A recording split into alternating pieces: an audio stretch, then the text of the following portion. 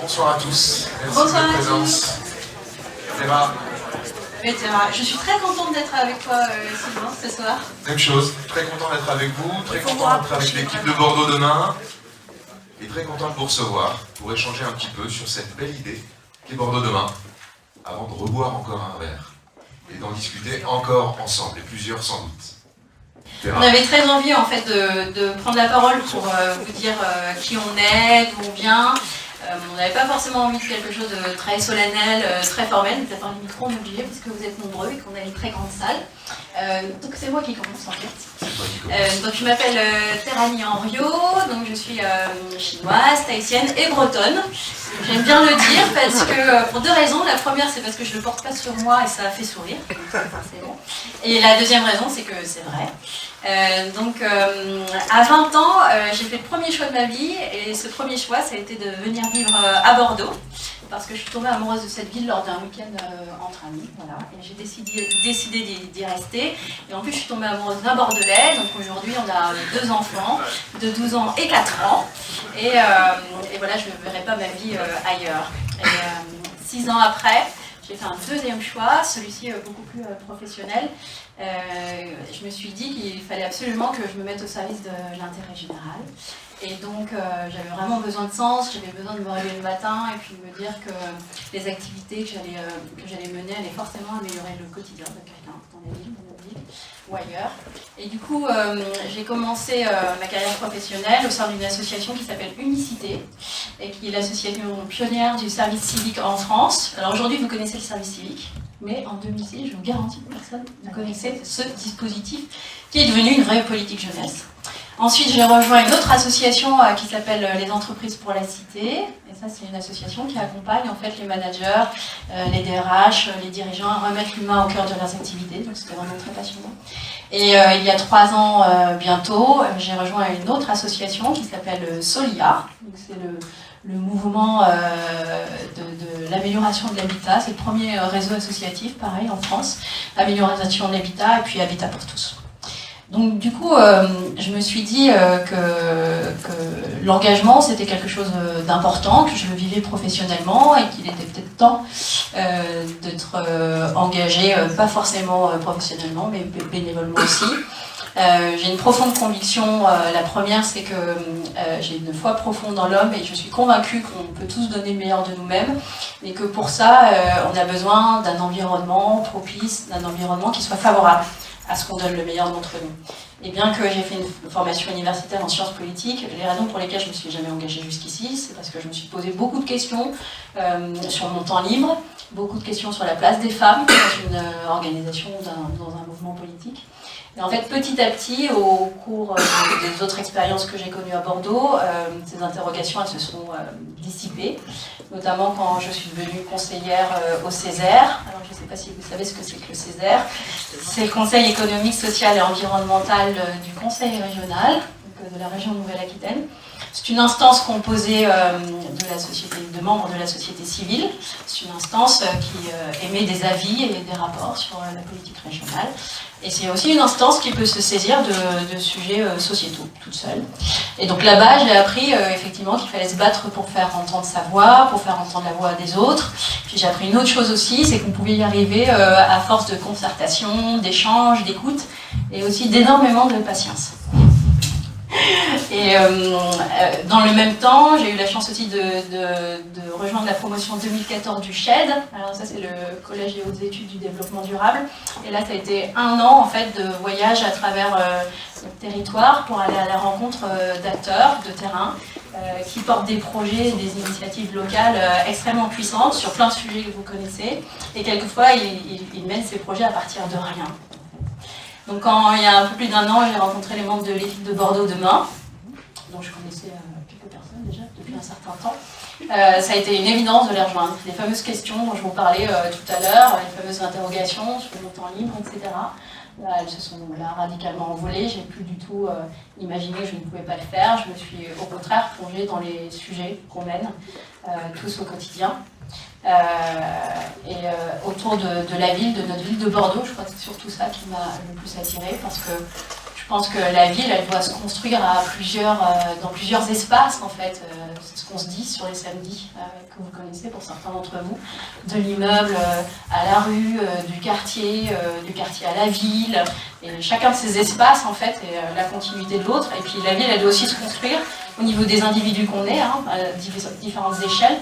De l'individu au groupe, du ménage à la famille, à l'association, au voisinage. On en a beaucoup parlé aussi de nos voisins, parce que chacun d'entre nous, on est une continuité nous-mêmes de l'autre dans cette ville. Et on pense qu'il n'y a que comme ça que la ville, elle peut durer. Je dis volontairement, la ville peut durer comme ça. Je ne dis pas ville durable, parce que nous, on a vraiment envie que ce soit incarné par les acteurs du territoire et que cette ville peut durer parce qu'elle écoute ses citoyens, elle écoute ses habitants. Et notre haute conviction, c'est qu'on est tous des forces vives, en fait. On est tous des forces vives qui avons un moment une parole à donner, une parole qui compte. Les forces vives, c'est ni plus ni moins que les citoyens, qu'on est tous là, citoyens et citoyennes. Et à un moment, on s'est tous décidés à s'engager. Et notre dernière conviction pour ma présentation, c'est que les lieux de pouvoir qu'on vit aujourd'hui, ben nous on pense que ces lieux de pouvoir, ils peuvent être une caisse de résonance, ils peuvent être des lieux de relais, les acteurs dont j'ai parlé tout à l'heure. Ces lieux de pouvoir, ils peuvent être vraiment des lieux de pensée créative très forte, politique. Et donc c'est pour ça qu'il faut que ces lieux-là puissent écouter les forces vives, être constitués de ces forces vives, et puis être accompagnés de méthodes et d'outils qui changent, qui innovent. C'est très juste. Nouvelles méthodes, nouveaux outils. Oui, c'est à moi. Alors, une petite présentation d'usage. Je m'appelle Sylvain Gallinard. J'ai grandi à Bordeaux et puis à 18 ans, très rapidement, sur l'injonction paternelle, j'ai eu une alternative un peu désastreuse pour moi, soit Clermont-Ferrand, soit Paris. Donc j'ai décidé de m'affranchir de l'injonction paternelle. Je suis resté à Bordeaux et j'ai bien fait puisque au final, tout le monde a fini par m'y retrouver. Donc j'y reste.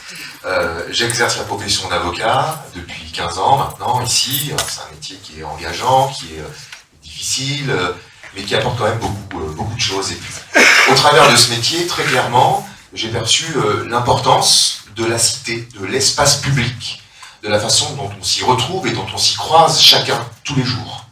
Et cette idée un peu évanescente au début par le truchement de mon exercice, elle a pris corps un petit peu dans cet espace public. J'ai perçu qu'il était en mouvement, qu'il était changeant, qu'il était irradié d'intentions, d'impulsions, d'engagements nouveaux. Et puis au sein de cet espace, on fait mécaniquement des rencontres. Une première rencontre, pas sur le territoire pour moi, mais ça me qualifie un petit peu, avec Alexandre Jardin, que certains doivent peut-être connaître, qui écrit beaucoup et avec lequel j'ai participé au mouvement des citoyens, avec un grand bonheur. Et j'y ai retrouvé un certain nombre de femmes et d'hommes qui se sont engagés pour faire vivre la citoyenneté de manière efficace, concrète, réelle, pragmatique. Et puis d'autres rencontres, encore, toujours, dans cet espace, des rencontres qui ont constitué, en juin 2016, Bordeaux demain, où nous y sommes retrouvés à plusieurs, d'abord autour d'une table, à penser l'existence de cette ville, la façon de la faire évoluer, simplement, doucement, et puis la réfléchir, la penser, sans dogmatisme, sans sémantique politique, simplement, concrètement, la vivre. Alors pour la vivre, au-delà de la table, au-delà du verre de rouge, il faut la construire. Donc il faut se débarrasser tout doucement de l'entre-soi, il faut se débarrasser tout doucement d'une pensée solitaire, et il faut débattre et échanger. Et ça, c'est un petit peu la méthode qu'on a mis en place tout doucement, et on s'est confronté à ce débat, à ces échanges, notamment à l'occasion de nos samedis, de plus en plus nombreux, où nous avons débattu sur tous les thèmes, sans difficulté, sans pensée préalable, sans injonction impérative de quiconque. On s'est retrouvés, on a parlé de la petite enfance, on a parlé de la sécurité, on a parlé de la ville, de sa physionomie, de son évolution, et on a construit, au fil des mois, quelque chose de cohérent, au travers du débat, au travers de l'échange. Alors c'est un petit peu ça l'idée de Bordeaux demain. C'est pas forcément une idée neuve, mais en tout cas, on l'incarne de manière, à mon sens, nouvelle. C'est une belle respiration, à l'évidence. Il faut qu'on soit de plus en plus nombreux à s'engager, à essayer de réfléchir sur ces thématiques. Là aussi, sans dogmatisme et sans sémantique politique, j'y tiens beaucoup, échanger sur cette thématique de la ville nouvelle et sur la place du citoyen. Et là encore, c'est une méthode importante, je trouve, que de pouvoir échanger et débattre autour de la table sur la place du citoyen. au-delà, très au-delà des échéances électorales. Il faut pouvoir appréhender la présence d'un jury citoyen, par exemple, la présence de référendums. Tout ça, on y a réfléchi samedi, à chaque fois. Et on a construit, posément, un certain nombre d'idées, de réflexions et de choses assez pragmatiques. Donc, voilà, pour résumer, c'est ça l'idée de Bordeaux demain. C'est simple, c'est pas marketé, il n'y a pas de compromission, aucune. On se retrouve simplement, tous ensemble, le samedi, à débattre sur ces thématiques. Et voilà, c'est cette idée qui est assez essentielle, et c'est une idée que partage Alexandra Siari, qui va vous en dire un petit peu plus sur Bordeaux demain. Il est bon quand même, hein. Il est très bon cet avocat. Donc moi je suis Alexandra Siari, et d'abord je voulais vous dire très simplement que je suis très heureuse d'être avec vous ce soir. Ceux que je connais et qui ont l'habitude de venir le samedi, et puis ceux qui ce soir nous font l'amitié d'être curieux, de savoir ce qui se passe et de ce qu'est Bordeaux demain. C'est sympa d'être à Saint-Augustin comme ça, 70, on se connaît pas, tiens allez hop, on va voir Bordeaux demain, ce que c'est. Donc merci infiniment d'avoir fait ce petit pas vers nous. Alors Bordeaux demain, ben, c'est né à ma table en fait. C'est né à ma table, dans ma cuisine, mais je crois qu'il y a plein de belles choses qui commencent dans une cuisine quand on mange ensemble et quand on partage des tas de choses. Et en fait l'idée était assez simple. Moi j'ai commencé à échanger avec de bons amis qui sont ici ce soir et qui des gens, et sont des gens qui sont très engagés dans des milieux très différents, universitaires, politiques, associatifs, même si finalement la politique c'est la vie de la cité, donc quand on est dans une association on fait de la politique aussi, de la belle politique. Et donc ce qu'on a partagé ensemble c'était 3 convictions assez simples, et je pense que vous serez d'accord avec ça, et si vous êtes là ce soir c'est probablement parce que vous êtes un peu d'accord avec ça. La première c'est qu'on est quand même dans un drôle de moment, où l'engagement pour l'intérêt général il est un peu abîmé, où les corps intermédiaires ils sont un peu abîmés. On a tendance à penser que dès que les gens ont un peu de pouvoir de représentation, bah, ils s'en servent pas bien. Parce qu'ils connaissent pas vraiment la réalité de terrain, parce qu'ils sont un peu incompétents, parce qu'ils sont peut-être un peu tordus. Et finalement on est en train de perdre ce système de représentativité. On n'avait rien trouvé de mieux quand même, hein, depuis Athènes, la démocratie représentative, le fait à un moment de confier sa parole, ce qu'on pense, ses doutes à d'autres gens. On n'a rien trouvé de mieux. Mais malgré ça, et même si on le sait, on n'est pas très content de tout ce qui se passe. Et nous, il y a 2 ans, on avait quand même un tout petit peu perçu que malgré nos engagements, sans relâche, il y avait une sorte d'insatisfaction. Que d'abord, on n'était pas toujours très représentatif, et puis qu'ensuite, il y avait un tas de gens qui pensaient que leur parole, elle valait pas grand-chose, ou qu'ils n'allaient pas être entendus. Ça, c'était notre première conviction. Notre deuxième conviction, c'est que on vit un moment avec des défis qui sont quand même assez vertigineux.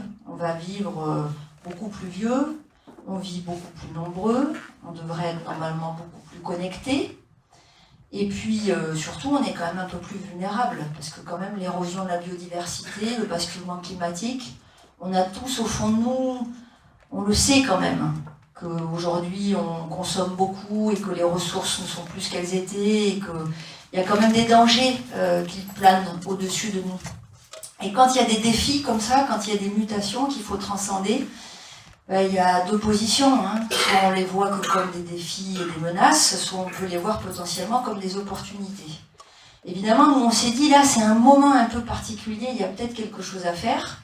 Et puis ce qu'on croit, c'est que ce qu'on a à faire, c'est que chacun se sente capable de donner son avis et de transcender et de participer à ces mutations et à ces défis.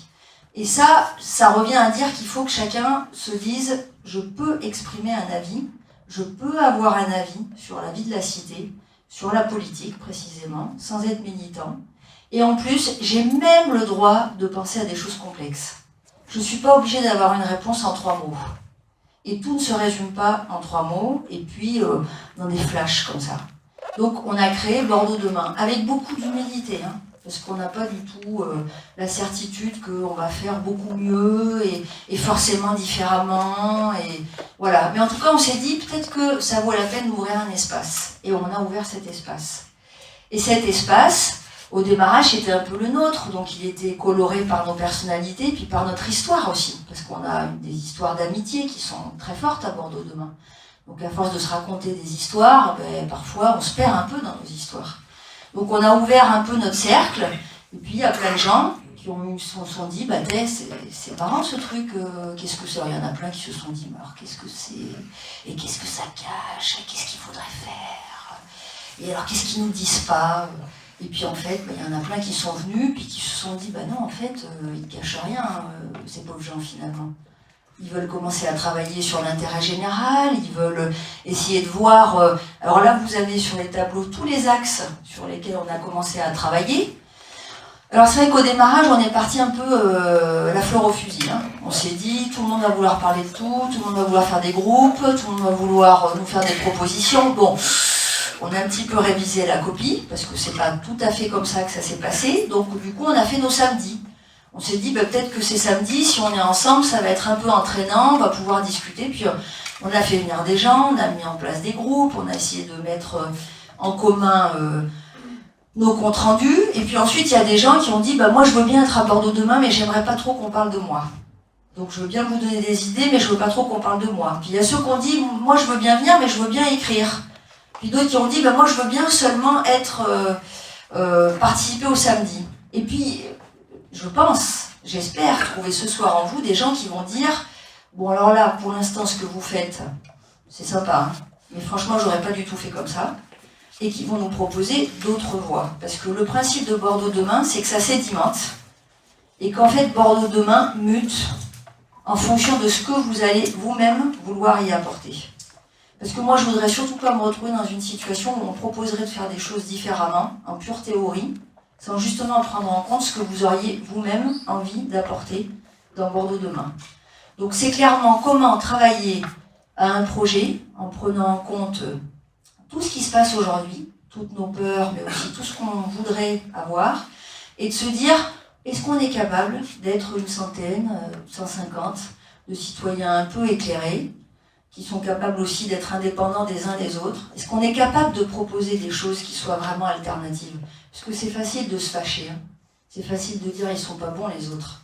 Mais quand ensuite nous on doit proposer pour l'intérêt général, ben les choses seront peut-être, c'est pas grave Philippe, les choses sont peut-être un peu plus ardues. Alors là on passe une nouvelle étape avec vous, c'est pour ça que pour nous c'est très important ce soir.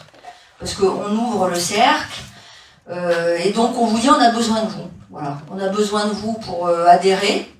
On a besoin de vous pour nous aider à progresser, à grandir. On a besoin de vous pour nous proposer des choses, pour nous proposer des nouvelles formes de débat.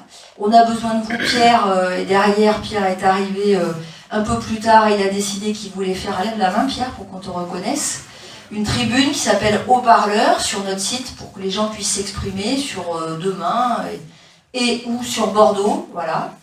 On a plein de groupes, donc on a besoin de vous, selon vos compétences, selon vos qualités, selon ce que vous avez envie de dire. Et ce soir, pour nous, c'est le démarrage de ça, avec beaucoup d'humilité, beaucoup de reconnaissance, parce que vous êtes venus jusqu'à nous, et puis on espère qu'on ne vous décevra pas, et on espère que peut-être ensemble, on peut faire un bout de chemin pour participer à cette révolution de l'engagement pour l'intérêt général. Merci beaucoup.